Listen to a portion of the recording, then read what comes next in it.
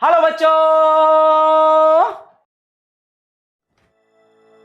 अगर तुम बेस्ट होना चाहते हो तो तुम्हें वो चीज करनी होगी जो दूसरे लोग नहीं करना चाहते। हेलो एवरीवन, कैसे हो? वेलकम टू फिजिक्स वाला फाउंडेशन चैनल। क्या हाल चाल है बच्चा लोग? मचा रहे हो कि नहीं? आज आप लोगों की डिमांड पर लेकर आ गया हूं डाउट सेशन और प्रैक्टिस सेशन क्वाड्रेटिक इक्वेशन का 4th लेक्चर। जोश और एनर्जी एकदम होनी चाहिए जबरदस्त। एक बहुत ही प्यारी लाइन आज सुबह मैंने पढ़ी, तुम लोगों से इस सेशन से रिलेटेड ही बातें हैं। देखो, कल तुम लोगों ने सवाल भेजे, कुछ बच्चों ने भेजे, कुछ बच्चों ने नहीं भेजे। जिन्होंने नहीं भेजे उनमें 2 कैटेगरी हो सकती है। एक वो बच्चे जिनसे सारे सवाल बन गए, वेल डन। एक वो बच्चे हैं जो पूछना ही नहीं चाहते हैं, जो करना ही नहीं चाहते हैं। तो यार मैं तुम लोगों को बता दूं, वो जो दूसरी कैटेगरी वाले बच्चे हैं ना, वो मत बनो। कभी कुछ करोगे नहीं तो कुछ बनोगे नहीं। तो मेहनत करो, मन लगा के पढ़ाई करो, क्योंकि ये सेशन आप लोगों के लिए है। शुरू करें, मचाए। चलो, पहला सवाल किसी बच्चे ने पूछा था। देखते हैं, वर्ड प्रॉब्लम है, बहुत सिंपल वर्ड प्रॉब्लम है। आप लोग अटेम्प्ट करोगे, वीडियो को पॉज करके आंसर बताओ कि आंसर आ रहा है कि नहीं, आंसर आ रहा है कि नहीं। Ashok Shukla, well done. कल मैंने तुम्हारी कमेंट देखी, बहुत ही अच्छे से तुमने आंसर को पूरा लिखा, तो बहुत ही अच्छी बात है। और केवल आंसर भी लिख सकते हो आप लोग, पूरा सॉल्व नहीं कर पा रहे हो, मतलब कमेंट में टाइप करने में अपना समय मत बर्बाद करो, केवल आंसर लिख दो कि हाँ हो पा रहा है। ठीक है, बहुत अच्छी अच्छी कमेंट आप लोग लिखते हो, वो कमेंट ही एक्चुअली मोटिवेट करती है कि आप लोगों के लिए एक से एक सेशन बनाएं। तो देखो यार, क्या कह रहा है ये सवाल, बन गया होगा आप लोगों से, नहीं बना है तो देख लो। बहुत आसान सा सवाल है। क्या कह रहा है पहले समझते हैं, क्या कह रहा है पहले समझते हैं। कह रहा है the sum of the reciprocal of Anjali age 3 years ago and 5 years from now is 1/3। मैंने क्या बोला था कि यार पहले जो निकालना है उसको x मान लो। तो इन्होंने बोला है कि आपको प्रेजेंट एज निकालनी है अंजलि की, तो let the present age of Anjali, present age of Anjali be x, है ना। अब तो एक्सपर्ट हो गए हो तुम लोग यार ये सब चीजें लिखने में, नहीं हुए हो क्या? हो गए हो हो गए हो ना, मुस्कुरा दो यार, हो गए हो तो। चलो, प्रेजेंट एज अंजलि की क्या मान ली, x मान ली। अब क्या कह रहा है, 3 साल पहले सॉरी 3 साल पहले क्या होगा भाई, आज x है तो 3 साल पहले x - 3 हो जाएगी ना, तो x - 3 हो गई।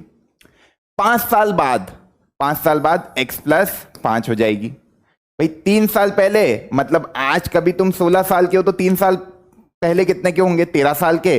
5 साल बाद कितने साल के होंगे, 21 साल के। तो ये तुम्हारी प्रेजेंट एज है मानो, तो 3 साल पहले की बात करी तो x - 3 कर दिया, 5 साल बाद की बात करी तो x + 5 कर दिया। क्या रहा है, सम ऑफ द रेसिप्रोकल। तुम्हारी एज 16 है, 16 का रेसिप्रोकल कितना होता है, 1/16। अरे रेसिप्रोकल मतलब जैसे नंबर क्या है 16, तो ये 16/1, numerator divided by denominator. Reciprocal मतलब क्या, न्यूमरेटर की जगह ले लेता है डिनोमिनेटर, डिनोमिनेटर की जगह ले लेता है न्यूमरेटर। तो 16/1 का रेसिप्रोकल क्या होगा, 1/16। ये तुम्हारी एज का रेसिप्रोकल कर दिया, है ना। अब ये मत बोलना सर हमारी एज तो 15 है, अरे तो 15 है तो फिर क्या हो जाएगा, 1/15। ठीक है, तो x - 3 x + 5, इनका रेसिप्रोकल क्या हो जाएगा, 1/x - 3 1/x + 5। इन दोनों का एडिशन आपको दे रखा है, दैट इज 1/3। कितना आसान सवाल था, केवल वर्ड प्रॉब्लम को पढ़ने का, मुस्कुराने का और सवाल बनाने का। आगे क्या, तो सॉल्व हो जाएगा। अब करो, जिसने पूछा था कैसे इक्वेशन लिखी भाई, 3 साल पहले की बात कर रहा है तो x - 3 एज हो जाएगी, 5 साल बाद x + 5, उनके रेसिप्रोकल का सम, 1/3 है। तो बस ये मैथमेटिक्स की जनरल बातें पता होनी चाहिए कि रेसिप्रोकल क्या होता है, क्या क्या चीजें होती है, वो पता है तो सब हो जाएगा। अब यहां एलसीएम लेते हैं तो ये हो जाएगा x-3, ये हो जाएगा x+5, है ना, ये आ जाएगा x+5 प्लस x-3 बराबर 1/3। मुस्कुराओ, क्रॉस मल्टीप्लीकेशन करो, इधर क्या बन रहा है देखो, ये उधर चला जाएगा तो ये बनेगा x-3 x+5, x-3 and x+5, ठीक है। इधर ये 3 आ जाएगा, ये 2x हो जाएगा प्लस 2 हो जाएगा, ठीक है। अब सॉल्व करते ही आ जाएगा 6x प्लस 6x प्लस 6, है ना, 6x प्लस 6 बराबर x square minus 3x plus 5x कितना होता है, दैट इज प्लस 2x और माइनस 15। मेरे ख्याल से कोई कंफ्यूजन नहीं, 0 आ जाएगा, इधर कर दिया अपन ने, बाकी दोनों को भी उधर ले जाते हैं। X square minus 4x minus 15 और 6 21। ऐसे दो नंबर सोचने हैं जिनका एडिशन सब्ट्रैक्शन करने पर -4 आए और प्रोडक्ट करने पर -21 आए, तो मेरे को तो समझ में आ गया कि P की वैल्यू हो जाएगी -7, Q की वैल्यू हो जाएगी +3। अब तो कर पा रहे हो splitting the middle term factorization method. कितने सवाल करा दिए भैया, अब तो बनना चाहिए। 0 is equal to x square minus देखो 7x 4x को लिखेंगे प्लस 3x माइनस 21, इधर से कॉमन क्या निकलेगा, x कॉमन निकलेगा, x माइनस 7 प्लस 3 कॉमन निकलेगा, x माइनस 7 बराबर 0। ये बना x प्लस 3 है ना, x प्लस 3 और x माइनस 7 बराबर 0। तो x की दो वैल्यू आ रही है -3 और 7। किसी की एज नेगेटिव में हो सकती है क्या, किसी की एज नेगेटिव में हो सकती है क्या, नहीं हो सकती है। तो x बराबर 7 मतलब अंजलि की जो प्रेजेंट एज है, यहां पे क्लोजिंग स्टेटमेंट लिख देना, अंजलि प्रेजेंट एज 7 इयर्स। सबका आ गया आंसर, बड़े आगे। अगला सवाल, बहुत प्यारे प्यारे प्रॉब्लम डिस्कस होने वाले हैं, होमवर्क प्रॉब्लम भी डिस्कस होगा, तो काफी सही सेशन होने वाला है। अगला सवाल, अगेन अ वर्ड प्रॉब्लम, ये भी आप में से ही किसी ने पूछा था। यहां पे फैक्ट्री कर लो, है ना, फैक्ट्री कर लो।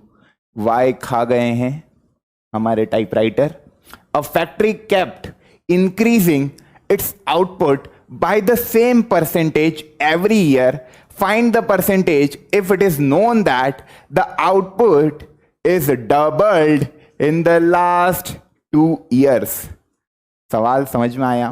बस वर्ड प्रॉब्लम को क्या है कि क्लिक नहीं होती, पहली स्टेटमेंट कभी क्लिक हो जाए तो चीजें बहुत आसान हो जाती है, पर यहां पर पहली स्टेटमेंट ही क्लिक नहीं हो रही है कि कह क्या रहा है सर, सवाल कह क्या रहा है, करना क्या है। अरे पढ़ो, a factory kept increasing its output by the same percentage every year. आई बात समझ में? एक फैक्ट्री है जो उसका आउटपुट मतलब सेम परसेंटेज से हर साल बढ़ा रही है, मतलब x% मान लिया अपन ने, उसकी ग्रोथ है हर साल की। ओके, तो अपन क्या मान लेते हैं, लेट द, है ना,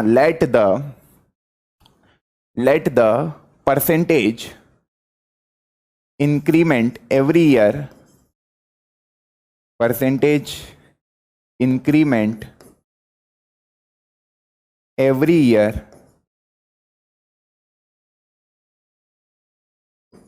बी एक्स। ठीक, जो परसेंटेज इंक्रीमेंट है अपन ने मान लिया x है। एक फैक्ट्री है, kept is increasing its output by the same percentage every year, तो वो जो हर साल कुछ परसेंटेज से ग्रोथ हो रही है उस कंपनी की, वो अपन ने x मान ली, x परसेंटेज मान ली, है ना, परसेंटेज में मानी है ये। ठीक, तो परसेंटेज का साइन लगा दिया। अब क्या कह रहा है, find the percentage if it is known that the output is doubled in the last 2 year. तो इनिशियली कुछ प्रोडक्शन होगा, तो अपन जो इनिशियल प्रोडक्शन है, लेट द इनिशियल प्रोडक्शन को भी एक कुछ वेरिएबल मान लेते हैं। इनिशियल प्रोडक्शन को मैंने मानो let the initial production be y. अब ध्यान से समझना, अब मैं तुमको पूरी फैक्ट्री की कहानी बता रहा हूं। देखो 0 साल, फिर 1 ईयर, और फिर ये 2 ईयर। 0 साल मतलब इनिशियली कितना प्रोडक्शन है कंपनी का, वाई। 1 साल बाद कितने परसेंट की ग्रोथ हो गई, x% की। तो x% की ग्रोथ हो गई, तो प्रोडक्शन टोटल कितना होगा कंपनी का, यहां पे लिख रहा हूं मैं टोटल प्रोडक्शन, यहां पे लिख रहा हूं मैं टोटल प्रोडक्शन। ठीक, टोटल प्रोडक्शन कितना होगा बच्चा।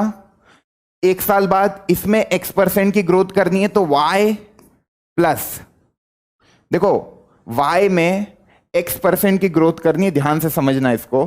तो y में क्या करूं, x% की ग्रोथ किस में करनी है, y में। तो x% of y, that is the growth of every year, that is the growth of every year. भाई x% किस में हो रही है ग्रोथ, इनिशियल में। तो y थी तो y का x% इतनी ग्रोथ हुई, इनिशियल इतना था तो y में इतना जोड़ देंगे, तो यह आ जाएगा y इंटू एक्स बाय 100। 1 साल बाद इतना। अरे तुम मानो तुम्हारे पास 10 रुपए है, ठीक, हर साल तुमको 5 रुपए मिल रहे हैं, हर साल तुमको 5 रुपए मिल रहे हैं। इनिशियली तुम्हारे पास 10 रुपए थे, हर साल तुमको 5 रुपए मिल रहे हैं, तो कितने हो जाएंगे 1 साल बाद, 10 + 5 15 हो जाएंगे। उसी तरीके से यहां पे समझो मैंने क्या किया है, अपन ने क्या माना, परसेंटेज में मान लिया x। कभी भी किसी चीज में x% की ग्रोथ हो रही तो इनिशियल जो है उसमें x% की ग्रोथ कर दी। जैसे मानो 10 रुपए हैं और तुमको 10 रुपए में मानो तुमको कितने परसेंट की ग्रोथ मिल रही है, 5% की ग्रोथ मिल रही, फॉर एग्जाम्पल, है ना। 10 रुपए में 5 नहीं, मानो 50% की ग्रोथ मिल रही है ना। 10 में तुमको 50% की ग्रोथ मिल रही है, तो 10 प्लस क्या करोगे, 10 इंटू 50/100, तभी तो यहां 5 आएगा, तो ओवरऑल 15 आएगा। बात समझ में आई। अरे यहां x की जगह 50 रखोगे तो 1/2, और ये 10 तो 5 हो गया, ये 10 था 15 आ गया। तो 50% की ग्रोथ हुई, तो 1 साल बाद तुम्हारे पास 15 रुपए हो गए। बात समझ में आई। तो लॉजिक समझ पा रहे हो परसेंटेज वाले सवाल में करना क्या है। अब देखो 2 साल बाद क्या होगा, अब तुम्हारा इनिशियल अमाउंट ये है, इसमें अब x% की ग्रोथ होगी, अब इसमें x% की ग्रोथ करानी है ना। तो अब मेरा जो इनिशियल अमाउंट है वो कितना है, y प्लस एक्स वाई बटे 100 प्लस, अब इसमें x/100 की ग्रोथ करानी है, तो x/100 का इसमें मल्टीप्लीकेशन कर देंगे, y प्लस एक्स वाई बटे 100।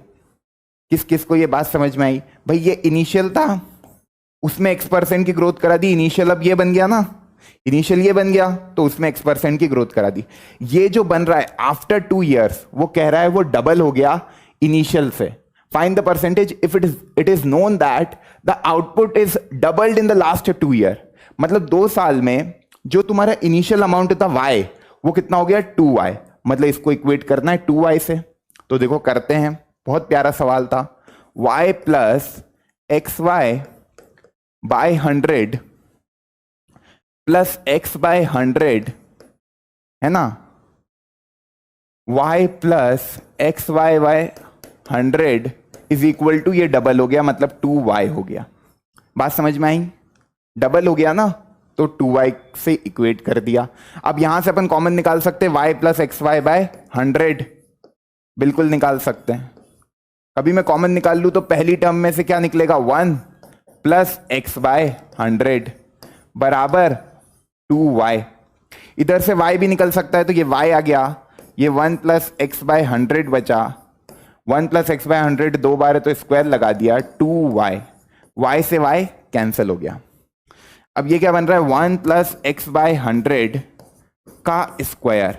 देखो तरीके बहुत सारे, तुम्हें ना ब्रैकेट खोल के क्वाड्रेटिक इक्वेशन भी फॉर्म कर सकते हो, पर इतना नहीं करना है। परफेक्ट स्क्वायर बना हुआ है, ये इधर जाएगा तो रूट लगेगा और इधर प्लस माइनस का साइन आ जाएगा। तो ये क्या बन गया, 1 plus x by 100 is equal to plus minus √2। तुम यहां पे चाहो तो ओपन कर सकते हो ए प्लस बी का होल स्क्वायर वाली प्रॉपर्टी लगा के क्वाड्रेटिक इक्वेशन फॉर्म करके क्वाड्रेटिक फॉर्मूला लगा के सॉल्व कर सकते हो, पर क्यों करना है? परफेक्ट स्क्वायर बना हुआ है, ये स्क्वायर उधर जाके रूट लगा देगा और प्लस माइनस दे देगा, तो ये बन जाएगा। तो x बाय 100 की वैल्यू कभी मैं देखूं तो प्लस √2 लूंगा तो √2 - 1 आएगी, और मैं कहूं x बाय 100 की एक और वैल्यू क्या आ रही है, दैट इज √2 माइनस का लूंगा तो -1। अब नेगेटिव में परसेंटेज हो सकता है क्या? इंक्रीमेंट हो रहा है, मतलब परसेंटेज तो पॉजिटिव में ही आएगा, तो ये वैल्यू रिजेक्ट कर देंगे। तो बस इसको सॉल्व करना है। अब देखो इसको सॉल्व करते हैं। √2 की वैल्यू कभी तुम्हें याद नहीं है, √2 की वैल्यू कभी तुम्हें याद नहीं है, तो वो वाली मेथड से तुम √2 की वैल्यू निकाल सकते हो, 2 है ना, 1 1 1 0 प्लस 1 2, तो तुम्हारी आ जाएगी 1.414। आता है ना √2 की वैल्यू कैसे निकालते हैं? याद है तो वेल डन, क्योंकि √2 √3 √5 की वैल्यू तो याद होनी चाहिए। ये होती है 1.414 - 1 x बाय 100। यहां से अपन देखें तो x की वैल्यू कितनी आ रही है, दैट इज 1.414 में से 1 जाएंगे तो 0.414 आएगा, और ये 100 उधर जाएगा तो 100 से मल्टीप्लीकेशन हो जाएगा, तो यार है 41.4% का इंक्रीमेंट होता है हर साल। क्या पूछा था सवाल में? क्या पूछा था? फाइंड द परसेंटेज, परसेंटेज ही पूछा था। कभी वो इनिशियल प्रोडक्शन भी पूछता तो निकल जाता, इनिशियल प्रोडक्शन भी पूछता तो निकल जाता, ठीक है। इन्होंने क्या पूछा था? केवल परसेंटेज, तो हमको कुछ नहीं करना था, केवल x निकालना था बच्चा। निकाल लोगे? कोई कंफ्यूजन, किसी भी तरह का कोई डाउट तो नहीं है? मेरे ख्याल से ये बात सबको समझ में आ गई होगी, पक्की बात, पक्का है ना। y नहीं निकल पाता क्योंकि y कैंसिल ही हो गया था, y कैंसिल ही हो गया था, तो y निकालने को बोला ही नहीं था, ठीक है। x से निकालना था परसेंटेज, ठीक है। y वाली टर्म आ ही नहीं रही थी, ठीक है। बड़े आगे चलो, अगला सवाल ऑब्जेक्टिव टाइप का प्रॉब्लम आप में से ही किसी ने पूछा था, है ना, बढ़िया प्रॉब्लम है। Concept the equation has, nature of roots की बात करें तो एक ही चीज दिमाग में आनी चाहिए, दैट इज डिस्क्रिमिनेंट।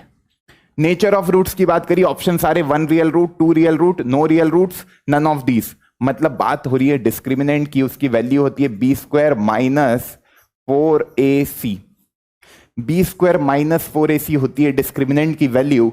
अब डिस्क्रिमिनेंट b² - 4ac है, तो मुझे एक चीज बताना, इसमें कंपेयर करके ए बी सी की वैल्यू निकाल सकते हो, ए बी सी की वैल्यू निकाल सकते हो। ए की वैल्यू कितनी है बच्चा इसमें? k², x² का कोफिशिएंट कितना है? k²। b की वैल्यू कितनी है? k। c की वैल्यू कितनी है? 1। मेरे को आखिरी में ये बताना कि आज अपन ने 10 क्वेश्चन करे तो 10 के आंसर किसके आए थे, है ना। इन द एंड बताना कि सर हमने सारे क्वेश्चन आपसे पहले सॉल्व करके बिल्कुल करेक्ट आंसर निकाले हैं।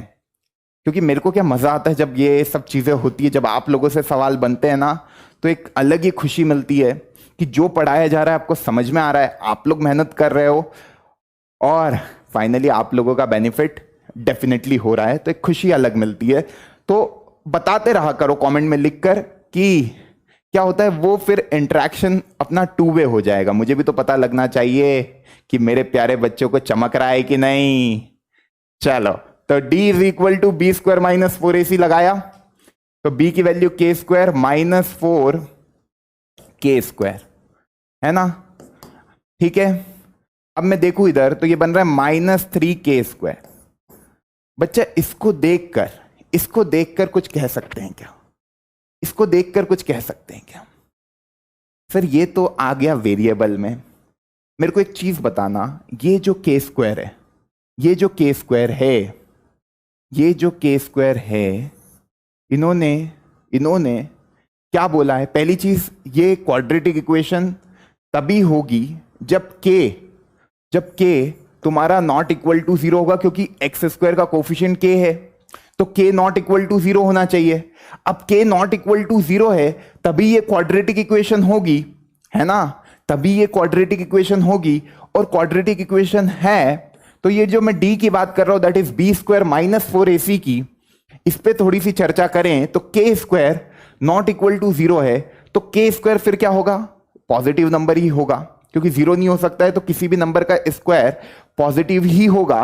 कभी किसी पॉजिटिव नंबर का मल्टीप्लीकेशन किसी नेगेटिव नंबर से होता है, किसी पॉजिटिव नंबर का मल्टीप्लीकेशन कभी नेगेटिव नंबर से होता है, तो ओवरऑल आंसर क्या आता है? नेगेटिव आता है।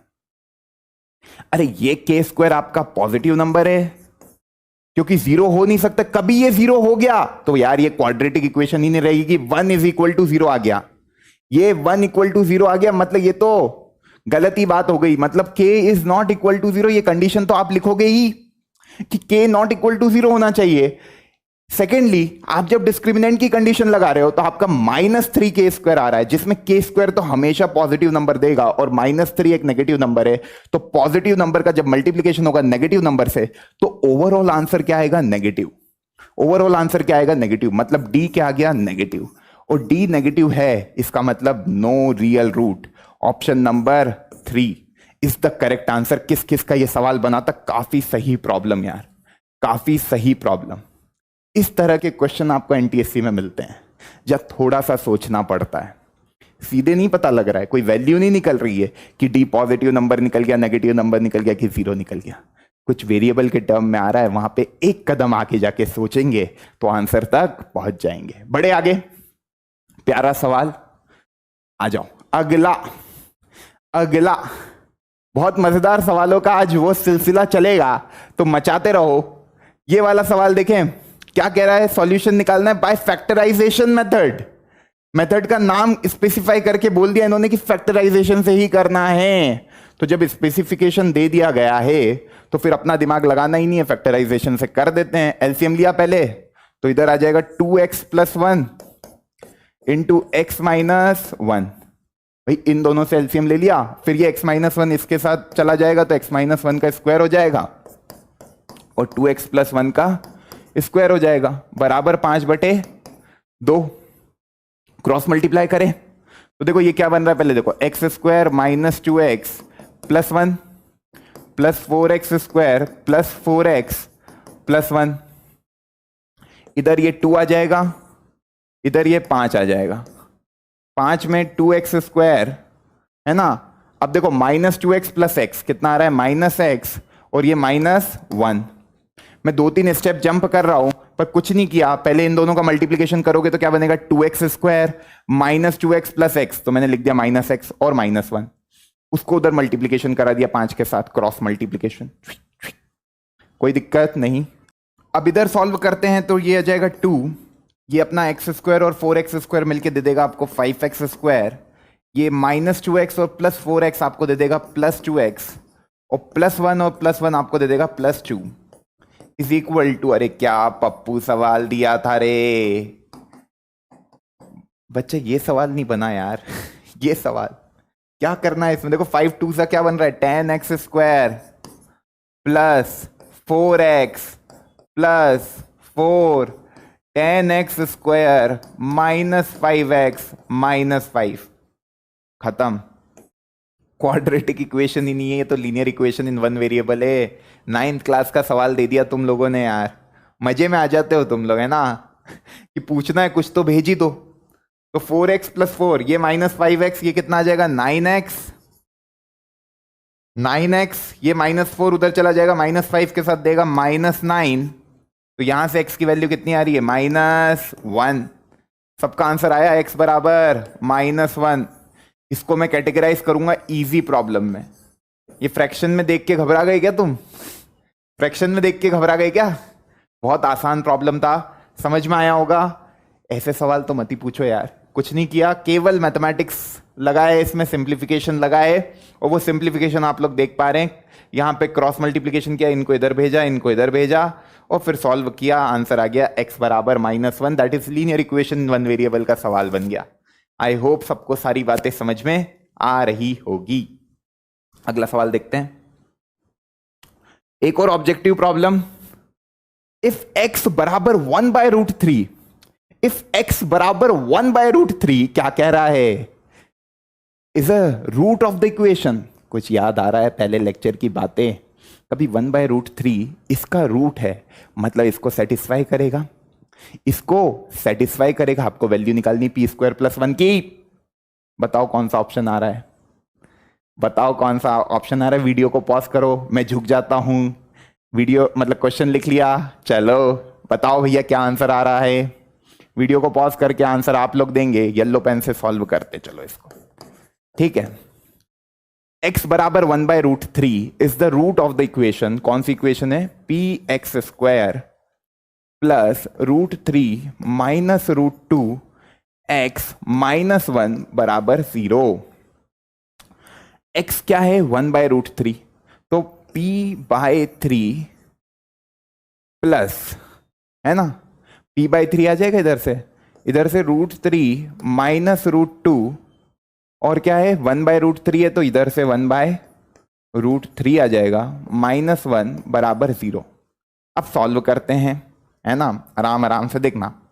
p/3 ये आ जाएगा 1, है ना, ये आ जाएगा माइनस √2/√3, है ना, और माइनस 1 बराबर 0। ये इससे खत्म हो जाएगा, तो p/3 बराबर आपका आ रहा है √2/√3। मैंने एक चीज बताई थी, ये 3 में क्या 2 √3 छिपे हुए हैं, बिल्कुल छिपे हुए हैं, तो इस 3 को मैं लिख सकता हूं √3 इंटू √3। इधर क्या आ रहा है √2/√3, एक √3 से एक √3 कैंसिल, तो p की वैल्यू यहां से समझ में आ रही है कि √2 इंटू √3 होती है, दैट इज √6। ये p की वैल्यू आ गई, p की वैल्यू आ गई। आपसे पूछा p² + 1, p² + 1 √6 का स्क्वायर हो जाएगा 6 + 1 दैट इज इक्वल टू 7। कौन सा ऑप्शन है, ऑप्शन नंबर 3। इसका आंसर भी ऑप्शन नंबर 3 आ गया। देख लो कहीं पे कोई कंफ्यूजन, कोई डाउट। यहां पे 1/√3 लिया, फिर एक एक के साथ मल्टीप्लीकेशन किया, तो √3 इंटू 1/√3 1 देगा, माइनस √2/√3 और ये -1 ऐसा कैसा लिखा, इससे इसको काटा, p/3 की वैल्यू √2/√3 हुई, ये 3 को √3 इंटू √3 लिखा, एक √3 से एक √3 कैंसिल कराया, p की वैल्यू √6 आई, तो p² + 1 की वैल्यू निकालनी, तो 6 + 1। अब बच्चे पता है क्या करते हैं, √6 निकली, क्वेश्चन नहीं पढ़ेंगे, उनको लगता है p पूछा। अरे भाई साहब p² + 1 पूछा था। कितने बच्चों ने ये गलती करके ऑप्शन ए मार्क किया था, ये भी बताना। ऐसा होता है, ऐसा होता है, सवाल को अधूरा पढ़ेंगे, आंसर √6 मार्क कर देंगे, इतनी मेहनत बर्बाद। तुमने सॉल्व भी किया, तुमने आंसर भी सही निकाला, पर ऑप्शन गलत मार्क कर दिया जल्दीबाजी में। तो क्वेश्चन पूरा पढ़ना, p² + 1 की वैल्यू पूछी, दैट इज 7। बढ़े आगे, बढ़े आगे। ये बहुत ही प्यारा सवाल है, ये बहुत ही प्यारा सवाल है। ये ऐसे सवाल ओलंपियाड्स में आते हैं, ऐसे सवाल ओलंपियाड्स में आते हैं कि क्वाड्रेटिक इक्वेशन है, चैलेंजिंग प्रॉब्लम है ना। क्या दे दिया ये, क्या दे दिया ये, √5 + √5 + √5 प्लस इनफाइनाइट, मतलब ये चलती जा रही है, ये सीरीज चलती जा रही है। x की वैल्यू क्या दी है बच्चा, √5 + √5 + √5 and so on and so on. इस तरीके से ये चलता जा रहा है। तो यार जब ये ऐसा चलते जा रहा है, जब ये ऐसे चलते जा रहा है, तो मेरे को ये पता है कि x की वैल्यू ये है, तो मैं क्या इसको ऐसा लिख सकता हूं, इसमें बस यही लॉजिक है भाई, ये पूरा भी तो x ही है, ये पूरा। इसको ध्यान से देखो, इसको ध्यान से देखो, ये जो लिखा है यहां से लेके यहां तक, भाई वापस से √5 + √5 plus so on up to infinite, तो यही तो x बोला था, तो ये x ही लिखा है, ये x ही लिखा है, ये आ गया। अब क्या करें, स्क्वायरिंग कर दे तो ये रूट खत्म हो जाएगा। भाई रूट को हटाने के लिए स्क्वायरिंग करते दोनों तरफ, ये रूट को हटाना है, स्क्वायरिंग कर दी दोनों तरफ, तो ये क्या हो जाएगा x², ये हो जाएगा 5 + x। देखो एक क्वाड्रेटिक इक्वेशन तैयार हो गई।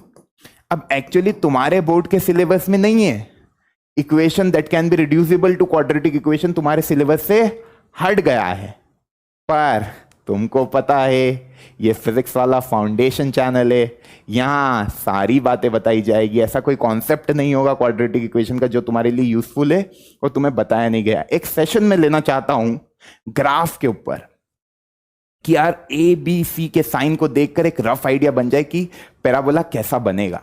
तुम लोग कभी इंटरेस्टेड हो तो आज कमेंट में लिख के बताओ कि सर संडे को हमारा एक सेशन लो आप उस पे, ठीक है। कभी आप लोग इंटरेस्टेड हो पॉलिनोमियल को जानने में कि वो ग्राफ जो पैराबोला बनता है क्वाड्रेटिक पॉलिनोमियल का, वो कैसे बन जाएगा केवल इक्वेशन को देखकर, तो उस पर अपन चर्चा कर सकते हैं, या आप लोगों पे छोड़ रहा हूं, कमेंट में बताना आज कि वो सेशन चाहिए या नहीं।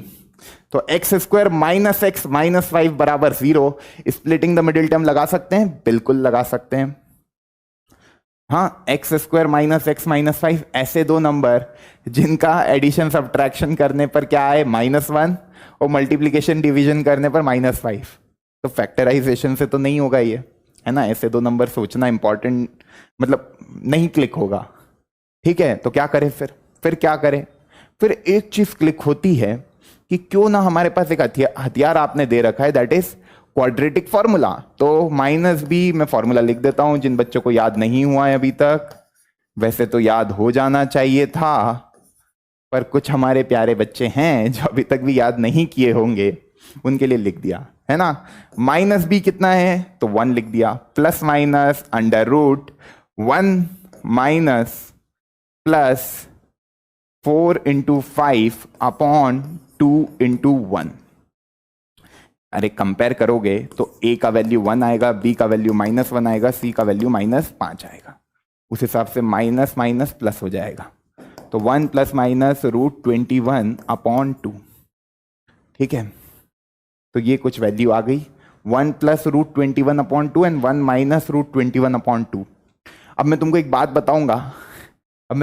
बताऊंगा, पर वो बात ऐसी है कि तुम बोलोगे अभी तक हमने जो पढ़ा वो गलत है क्या।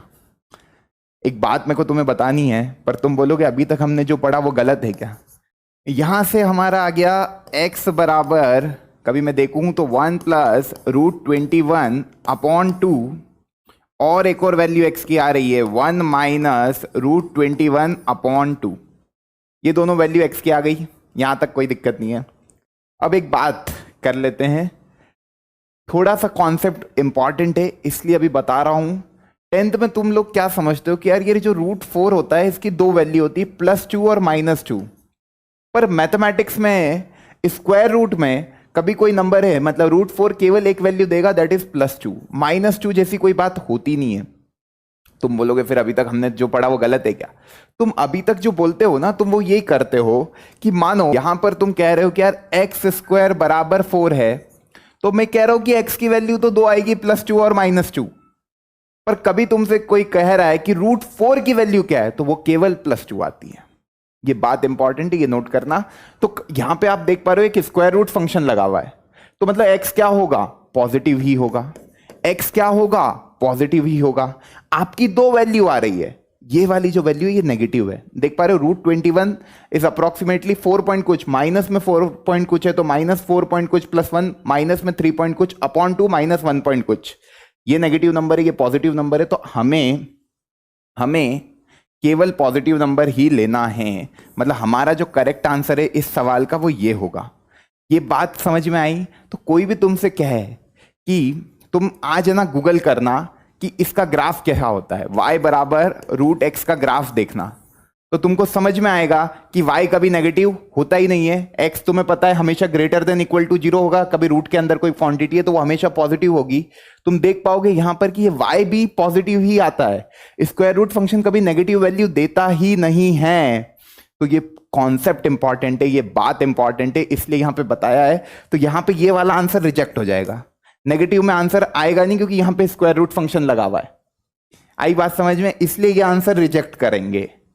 ओके, अब ये कंफ्यूजन मत रखना कि x² बराबर 4 की वैल्यू x बराबर +2 -2 ऐसे ही तो की अपन ने, ये आप यहां पे ले जाते हो फिर +2 -2 कहते हो। नहीं, ये केवल समझाने के लिए बता देते टीचर। इसका जो सही लॉजिक है समझाने का वो ये होता है कि x² बराबर 4 है, देखना यहीं पे मैं करके बताता हूं। जैसे यहां लिखता हूं x² बराबर 4 है, तो इसको अपन कैसे करते हैं, 4 को LHS में लाते हैं, x² - 4 बराबर 0 करते हैं, a + b a - b लगाते हैं, और फिर यहां से अपन कहते हैं कि x बराबर 2 होगा या -2 होगा। तो ये बात समझ में आई। तो कोई भी तुमसे कहे तो अभी तक हमने जो पढ़ा, अरे वो गलत था, ये मिसकंसेप्शन बच्चे रख लेते दिमाग में। x² बराबर 4 है तो आंसर +2 - 2 x की वैल्यू आएगी। पर कोई तुमसे कह रहा है स्क्वायर रूट फंक्शन ऑफ 4 की वैल्यू बताओ, स्क्वायर रूट ऑफ 4 की वैल्यू बताओ, तो वो केवल +2 होती है, वो केवल +2 होती है। ये इंपॉर्टेंट बात है, ये समझनी है। तो यहां पर केवल ये आंसर होगा। बड़े आगे नोट कर लेना, बहुत प्यारा सवाल था। आप लोगों का डाउट, एक और वर्ड प्रॉब्लम, क्या कह रहा है वर्ड प्रॉब्लम, देखो अ टी मिनट पास्ट 2। अब टी मिनट पास्ट 2 मतलब क्या, 2 बज के कुछ मिनट, और वो 2 बज के कुछ मिनट को बोला इन्होंने टी मिनट, है ना। अपन बोलते ना 15 मिनट पास्ट 2, मतलब अपन कह रहे 2:15 हुई है। इसी तरीके से बोलते हैं 30 मिनट पास्ट 2, मतलब क्या बोल रहे हैं, 2:30 बजी है ना। 2:30 तो नहीं बोलते हो ना तुम लोग, हाँ 2:30 नहीं बोलते, उसको 2:30 बोलते हैं, ठीक है। चलो, a t minute past 2 p.m. the time needed by the minute end of a clock to show 3 p.m. was found to be 3 minutes less than t square by 4 minutes। देखो 2 मिनट और 3 मिनट 2 बजे से 3 बजे तक, ये सवाल को है ना समझना इंपॉर्टेंट है, इसकी लैंग्वेज को समझना इंपॉर्टेंट है, और वहीं पे बच्चे कंफ्यूज हुए होंगे तभी ये क्वेश्चन भेजा है। तो देखो क्या कह रहा है, 2 मिनट मतलब 2 बजकर कुछ मिनट पे, टी मिनट पे, है ना। The time needed by the minute and, मतलब जैसे देखो कुछ हुआ होगा 2:10 मान लो, है ना। और अब 10 तो मानेंगे नहीं, एक वेरिएबल दिया है, तो मान लो 2:t हुआ है, मिनट एंड है टी पर, मिनट एंड है अभी टी पर। क्या कह रहा है, उसको 3 PM बजानी है, 3 PM बजाने में उसको लगा कितना टाइम, t² by 4 - 3, मतलब उसको लगा टाइम t² by 4 - 3, 2:t से 3 बजे तक पहुंचने में। अब मेरे को एक चीज बताना, यहां पे अपन देखें तो ओवरऑल कितने मिनट है, 2 से 3 में होते 60 मिनट, पर ये t मिनट आगे निकल चुका है तो 60 - t। भाई इसको इतना टाइम लगना चाहिए था 60 - t, पर क्वेश्चन में कितना दिया, t² by 4 - 3, मतलब ये दोनों बराबर है, ये दोनों बराबर है, बस यही सवाल था। क्या बोला देखो वापस से, अ टी मिनट पास्ट 2 PM, मतलब टी मिनट उसने पास कर दिए 2 PM से, मतलब 2:t हुए हुए हैं, घड़ी में 2:t हुए हुए हैं, उसको पहुंचना कहां है, 3 बजे तक, है ना। तो उसको कितना ट्रेवल करना पड़ेगा, 2 से 3 में होते 60 मिनट, पर वो टी मिनट पहले ही चल चुका है, तो अब उसको चलना कितना पड़ेगा, 60 - t। किसको, मिनट एंड को। टी अपन ने किस में बोला है, मिनट्स में बोला है, ठीक है। तो 60 मिनट होते हैं, 60 - t उसको चलना पड़ेगा, पर वो कह रहे हैं कि जो मिनट एंड है क्लॉक का, उसको 3 बजाने में 3 मिनट कम लगे t² by 4 से, मतलब t² by 4 से 3 मिनट कम लगे, इतना टाइम लगा। पर इतना टाइम, दोनों एक ही बात है, तो दोनों बराबर है। तो ये अपन ने लिखा t² - 12 = 4 60 - t। देखो जरा ये क्या बन रहा है, t² + 4t, 240 माइनस का इधर आएगा तो -240 - 12 बराबर 0। क्या प्यारा सा इक्वेशन तैयार होके आया है, t² + 4t - 252 बराबर 0। ऐसे दो नंबर सोचने हैं जिनका प्रोडक्ट -252 और एडिशन सब्ट्रैक्शन करने पर 4 है, एडिशन सब्ट्रैक्शन करने पर 4 है। तो 252 के कभी मैं फैक्टर देखूं तो 21 26 263 है ना, यह आएगा आपका 321 है ना, फिर 37। अब इसको देखो जरा ध्यान से, इसको ध्यान से देखो, 21 3 2 6 6 2 12 63 7। ऐसे दो नंबर सोचने हैं जिनका प्रोडक्ट 252 हो, है ना। तो ध्यान से देखो, P इंटू क्यू कितना होना चाहिए, -252। नहीं क्लिक होता है, नहीं क्लिक होता है तो क्या करने का, कुछ बच्चों को हो गया होगा क्लिक, नहीं क्लिक होता है तो आपके पास दूसरी मेथड्स भी है, वो भी यूज कर सकते हो आप, कभी इसमें चाहो तो कर लो। x बराबर -4 ± 16 + 4ac, तो 4 2 8 4 5 22 कैरी, 4 2 8 और 2 10 है ना, अपॉन 2a। a कितना है यहां पर 1, ये t ही आएगा बेसिकली, इधर x की जगह t लिख दो। तो ये आ रहा है -4 ± रूट, कितना आ रहा है बच्चा, 4 1 2 1024 अपॉन 2। अब देखो 1024 को मैं देखूं, 1024 इस 2 की पावर 10, कभी नहीं पता है तो करके देख लेना, ये 2 की पावर 10 निकलता है, ये 2 की पावर 10 है, मतलब 2 की पावर 5 आ जाएगा, तो ये 32 आ जाएगा। तो ये आ जाएगा -4 ± 32 अपॉन 2। तो बेसिकली वो जो नंबर है वो 32 तक जाएगा। तो 32 प्लस 32 माइनस में तो लेंगे नहीं मिनट्स, प्लस में ही लेंगे। तो 30 मतलब -32 वाला तो रिजेक्ट हो जाएगा। तो -4 + 32 अपॉन 2 ये आ जाएगा 28 अपॉन 2 दैट इज 14 मिनट्स।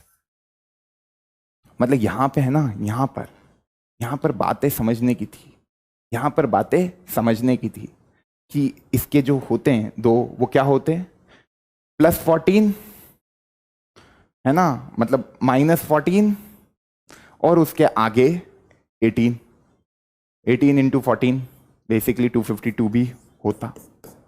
बिल्कुल। तो आप किसी भी मेथड से कर सकते हो। जब वर्ड प्रॉब्लम है तो मैंने इससे कर दिया क्योंकि मेरे को इधर से क्लिक नहीं हो रहा है प्राइम फैक्टराइजेशन मेथड से। तो जब नहीं चमके तो कुछ नहीं है, फॉर्मूला दे रखा है, यूज करेंगे, उसका आंसर आ गया। 14 मिनट अपना आंसर होगा। 14 मिनट्स, यूनिट लगाना मत भूलना नहीं तो आधा नंबर काट लेंगे। ठीक है, तो टी की वैल्यू आ गई 14 मिनट्स। आई होप सबका यही आंसर आया था, है ना। बड़े आगे कोई दिक्कत किसी को किसी भी प्रकार की? ये 1024 को करके देख लो, 2 की पावर 10 ही आ रहा है, करके बताऊं क्या?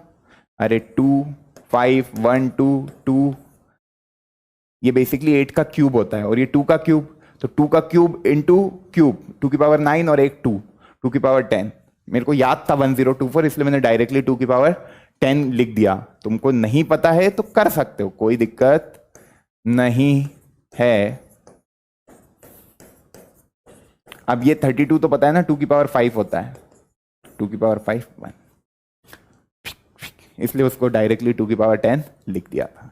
बड़े आगे चलो, फाइंड द वैल्यू ऑफ के एन एम। क्या बोल रहा है, क्या बोल रहा है, क्या बोल रहा है, क्या बोल रहा है? इफ x बराबर 2 एंड x बराबर 3 आर द रूट्स, आर 2 क्यों लगा दिया बीच में, आर द रूट्स है ना, ये इसको हटा दो। Are the roots of the, are the roots of the equation, equation भी तुम लोगों के सामने लिखी है, क्या प्यारी सी इक्वेशन है, 3x² minus 2kx plus 2m बराबर 0।